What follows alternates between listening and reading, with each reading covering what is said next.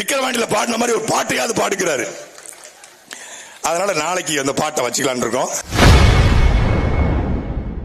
ஈரோடு இடைத்தேர்தல் பரப்புரையில் பேசிய நாம் தமிழர் கட்சி கொள்கை பரப்பு செயலாளர் சாட்டை துரைமுருகன், இனிவரும் பரப்புரையிலும் மீண்டும் தான் கருணாநிதி பாடலை பாட இருப்பதாக தெரிவித்திருப்பது திமுகவினருக்கு மத்தியில் அதிர்ச்சியை ஏற்படுத்தியுள்ளது. அதுக்கு தான் பயப்படுறான், பதறான். இந்த ஈரோடு தேர்தல் காலத்தில் இதுவரைக்கும் ஒரு 7 வழக்கு. எங்க அண்ணன் சொல்றாரு, டேடா ஏன் மேல மட்டும் வளைச்சு வளைச்சு வளைச்சு வழக்கு போட்டு இருக்காங்க, நான் மட்டும் சென்னையிலிருந்து கிளம்பி கோயம்புத்தூருக்கு வந்து கோயம்புத்தூர் வந்து நான் வரணுமா? நீ ஏதாவது பேசுறா? விக்கிரவாண்டியில பாடின மாதிரி ஒரு பாட்டையாவது பாடுகிறாரு.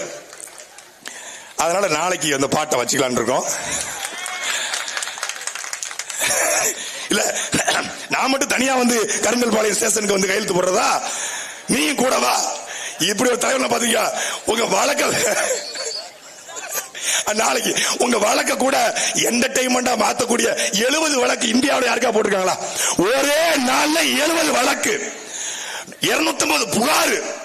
நாங்க தான் சொல்லிட்டோம்ல, இதுக்கு அவர் சட்டையே செய்ய மாட்டாரு. இதுல ஒருத்தர் அங்கிருந்து தேர்தல் ஆணையத்தில் போய் சீமான் வன்முறையை தூண்டுகிறார். சீமான் என்ன பேசுறாரு? வெடிகுண்டு வீசுன்னு சொல்லிட்டாரு, வன்முறையை தூண்டுகிறார்.